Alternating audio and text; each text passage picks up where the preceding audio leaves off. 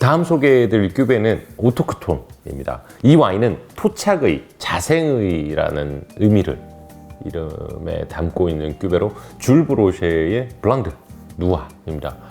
몽타뉴드 행스의 그랑크루 마을인 마이 쌍파뉴의 르샹오 부숑에서 단일 포도밭으로 생산된 100% 피노누아로 만들어지며 이 포도나무는 1965년에 식재된 한 60년 정도 된 고목입니다. 이 와인은 여러 해의 수확분을 솔레라 방식으로 누적시켜 만든 멀티 빈티지 큐베로 초기 2015년부터 2018년까지 블렌딩한 와인이 처음 릴리즈되었으며 이후에도 영속적으로 여러 빈티지를 보충하며 진화하고 있습니다. 자연 효모로 배럴에서 발효 후 자기 숙성하여 양조되는데 도사르를 전혀 하지 않고 때로와의 특징을 잘 표현하는데 초점을 맞추고 있습니다. 솔레라 방식 중에 가장 유명한 와인 같은 경우에는 서브스탕스입니다. 제크슬로스에서 만드는 이제 플래그십 와인 중에 하나인데 서브스탕스를 만드는 이제 포도밭이 2개가 있고요. 거기서 생산된 샤르도네를 가지고 매년 블렌딩을 하게 되죠. 이제 어려운 빈티지, 좋은 빈티지, 어려운 빈티지, 또 평균적인 그게 더해지면서 이제 셀로스가 표현하고 싶었던 것은 아비즈가 지닌 이 특유의 때루아를 말하고 싶다는 겁니다. 빈티지도 사라지고 와인 메이킹도 사라지고 이제 순수하게 이 때루아에서 표현하는 샤르도네의 특징을 나타낸다는 것입니다. 이런 방식이 사실은 솔레라를 만드는 생산자들에 많은 영감을 준 거죠. 다음 소개해드릴 큐베는 알반입니다. 이 와인은 줄 브로쉐의 포트폴리오 중에서 유일하게 100% 샤르도네만을 사용한 블랑 드 블랑으로 와이너리의 약간 섬세한 부분을 대표하는 와인입니다. 알반이라는 이름은 라틴어로 이제 알반누스에서 발생된 말로 새벽빛처럼 희고 빛나는 이런 뜻이라고 하는데요. 순백의 샤르도네 와인에 걸맞는 명칭이 아닐까 생각합니다.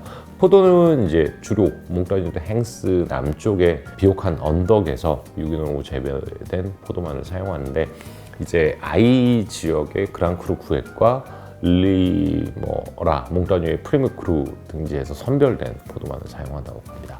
그리고 베이스 빈티지를 특정하지 않고요. 넘빈티지 샴페인으로 여러 해의 샤르도네를 블렌딩하는데 오크통 발효와 약 5년 가까운 병 숙성을 거쳐 출시가 됩니다. 결과적으로 알바는 그랑크리 블랑 드 블랑의 특유의 이제 고결함과 줄 브로쉐의 특유의 스타일이 더해져 샤르도네가 지닌 또 다른 매력을 잘 표현해 줍니다. 특히 이제 오랜 숙성에서 오는 은은한 브리오슈 향기가 정말 매력적이었습니다. 거기에 버터스카치라든지 은은하게 피어오르는 흰 꽃과 자스민, 시트러스 향기까지 아주 매력적이었습니다. 불행하게도 두 와인은 이번에 수입이 되지 않았습니다. 이게 왜 그러냐면 다음 큐베 때문인데요. 다음 소개해드릴 큐베가 바로 레 슈르비방입니다. 슈르비방이 살아남은 자라는 뜻인데요. 왜 이런 이름을 붙이게 됐냐면 이 와인은 2021년 프랑스 샴페인으로 돌아가야 됩니다. 4월에 이제 서리가 내렸고요. 6월에 불어닥친 이제 폭풍으로 인해서 와이너리의 전체 생산량이 겨우 2,200kg 정도밖에 되지 않아서 모든 포도밭들의 포도를 이제 블렌딩해서 앞에 소개했던 듀큐베가 생산되지 않았던 게 수확량이 너무 작았던 거예요. 그래서 2021 빈티지의 경우에는 모든 포도를 블렌딩해서 이 와인의 경우 단 이제 1,500병의 와인만 생산이 되었습니다. 228리터에서만 숙성을 시켰으며 24개월간의 병 숙성을 통해 2024년 6월에 데코르 주망을 하였습니다. 특이하게도 이 와인들은 제가 앞서 설명드렸죠. 도자주가 굉장히 낮은 편이라고. 근데 이 와인만 도자주가 7g 정도 돼요. 왜 그럴까요? 김 작가님. 이게 병에서 숙성을 진행했는데 충분히 숙성이 되지 않은 상태에서 출시를 했다. 오, 똑똑한데 이 작가보다 와인에 대해서 더 잘하는 것 같아. 그래서 유일하게 이 브로쉐 와인 중에서 도자주가 조금 높은 편입니다. 이 특유의 허브 뉘앙스와 약간 옥시데이션에서 오는 이런 오크 터치나 브루오슈 터치가 아주 좋고요. 이런 향은 모든 큐베에서 거의 동일하게 나타나거든요. 그러니까 산화된 뉘앙스가 좀 있고 셀로스의 와인들과 비교하면 훨씬 더 좀 라이트한데 산화 캐릭터는 거의 비슷하다. 네.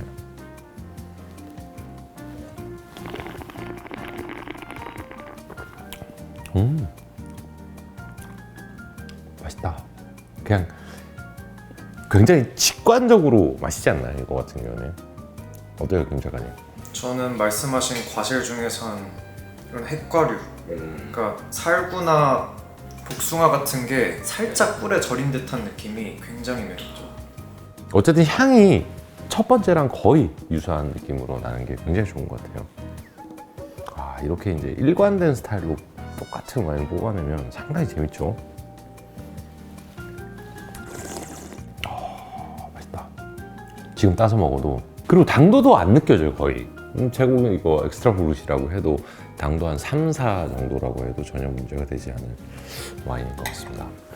이번에 소개해드릴 와인은 에올입니다. 에올은 오직 빈티지 샴페인만을 만들어서 출시가 되고요. 그에 생산된 최고의 원액만을 선별해서 생산합니다. 50%의 피노 누아는 마이 지역의 그랑크루 포도밭에서 생산된 포도를 사용하고요. 나머지 50%의 샤르도네는 이제 떼시 지역에서 생산된 포도를 사용합니다.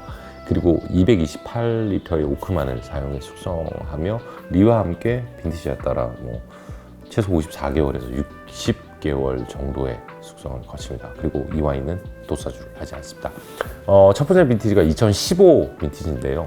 단 620평의 와인이 생산이 되었고요. 그 다음에 이번에 한국에 정식으로 수입된 2018, 2019 빈티지의 경우에는 2018 빈티지는 459병의 와인이 생산되었고 아마 2024년 6월에 병입을 했을 거예요. 그러니까 꽤 오랜 시간 동안 바틀에서 숙성을 했죠. 그리고 2019 빈티지의 경우에는 838병의 와인이 생산되었고 2025년 1월에 병입을 했습니다. 김 작가님은 2018 빈티지가 좋으세요? 2019 빈티지가 좋으세요? 쌍파뉴는 2019 빈티지 아, 좋아합니까? 근데 지금 먹기에는 2018이 훨씬 좋잖아요. 그럴 수 있을 것 같습니다. 왜 그래요? 빈티지는 2019가 좋은데 왜 2018이 더 지금 먹기에 좋을까요?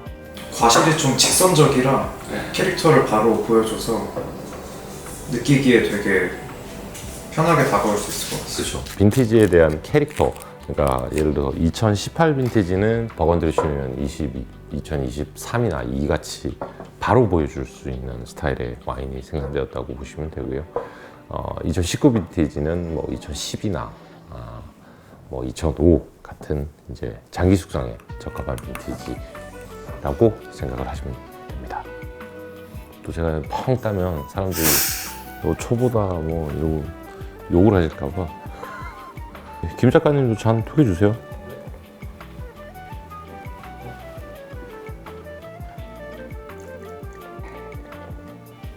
여기서도 확실히 18이 바로 보여주는 스타일이에요. 지금 먹기에는 18이 훨씬 좋은 것 같은데? 향에서 그냥 굉장히 직선적으로 팡 쳐주는 느낌이 좋고, 사실 19는 굉장히 은은하고 온화한 느낌이고, 사실 이 집의 스타일이라고 보기에는 조금 약하지 않나? 일단 노주에서는 압도적으로 저는 18이 좋습니다. 굉장히 은은하고 좀 화사한 느낌으로 다가오네요. 근데 팔레트는 확실히 19는 좀 더 썰티하고 미네랄 드리븐이 강한 느낌이고, 뼈대가 아직 손댈 와인이 아닌 것 같아요. 18 빈티지는 굉장히 직선적이고 바로바로 보여주는, 그래서 5년 안에 드실 거면, 5년에서 10년 안에 드실 거면 무조건 18로 가시고, 장기 숙성으로 가실 거면 2019 빈티지로 가시는 게 좋지 않을까 싶네요. 4개 중에, 오늘 샴페인 4개 중에 김 작가님 뭐가 제일 인상적이었어요? 저는 프레미스랑 에올 18 빈티지가 인상적이었어요. 역시 사람의 눈은 간사합니다. 진짜 맛있다. 네, 엔트리급이. 사실 오늘 가장 임프레시브한 건 사실 에올 18입니다. 자, 마지막으로 오늘 소개해드릴 와인은 꼬트 쌍파뉴아입니다. 두 와인 모두 샴페인에서 만든 스틸 와인이고요. 먼저 소개해드릴 와인은 르 로르 듀 몽페레입니다. 이 와인은 테시에에 위치한 이른바 이제 철의 언덕 꼭대기에 1969년에 식재된 샤르도네만을 사용해 만들어진 화이트 와인입니다. 이전에 와이너리에서 테스팅했을 때 제가 느껴지는 이제 백악실 토양에서 오는 풍부한 미네랄 터치와 세련된 산도 그리고 이제 뛰어난 구조감이 돋보였는데요. 여기에서는 100% 피노 노아로 만든 르샴 오 부숑도 생산이 되고 있지만 올해는 생산이 안 되었다고 합니다. 그 다음에 두 번째로 소개해드릴 와인은 르 모큐 수리입니다. 이 와인은 이제 바르시르 마흔에 위치한 이제 가파른 남서향의 토양에서 1983년에 식재된 샤르도네만을 이용해 만들어집니다. 굉장히 재밌는 표현이에요. 보통 생산자들이 꼬투 상파뉴아를 만들더라도 뭐 한 와이너리당 하나만 만드는데 이렇게 이제 토양의 차이, 때루와의 차이를 둔 거는 조금 특이한 케이스라고 보시면 될 것 같아요.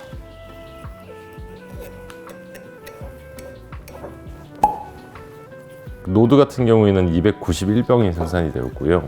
몽케 같은 경우에는 290병 정도, 283병 정도 생산됩니다. 극악의 생산입니다. 이 향에서도 이 특유의 허브 향이 좀 나지 않나요? 이게 이 집의 진짜 특유의 매력인 것 같아요. 약간의 시트러스도 있고, 뭐 자스민이나 약간 흰꽃 화이트 플라워 느낌도 있고, 반대로 루키 같은 경우에 훨씬 더 약간 오크 성향의 풍미가 좀 강한, 약간 버터스카치라든지 빵 굽는 냄새라든지 진짜 맛있어요.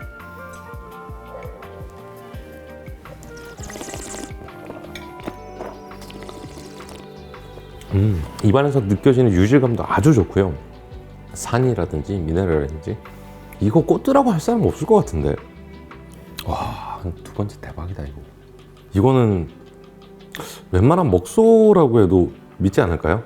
자, 오늘 이렇게 국내 처음 소개되는 줄 브루쉐 와인 6가지를 한번 테스팅을 해보았습니다. 줄 브루쉐는 샴페인이 지닌 때르와의 새로운 가능성에 대해 열정적으로 탐구하고 도전하고 있는데, 피에릭의 이렇게 다양한 도전을 통해 그가 얼마나 열정적이고 샴페인의 경계를 넓혀가고 있는지 잘 알 수 있지 않을까 싶습니다. 기회가 된다면 꼭 한번 경험해 보시길 추천해 드립니다. 지금까지 와인 맛있는 나통 이준혁이었습니다. 감사합니다.